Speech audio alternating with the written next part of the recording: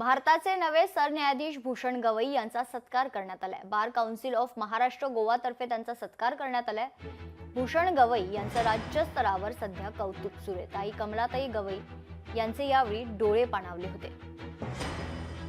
जसं माझ्या वडिलांच्या वाटचालीमध्ये माझ्या आईचा सिंहाचा वाटा आहे, तसंच माझ्या वाटचालीमध्ये माझी अर्धांगिनी डॉक्टर तेजस्वी गवई आणि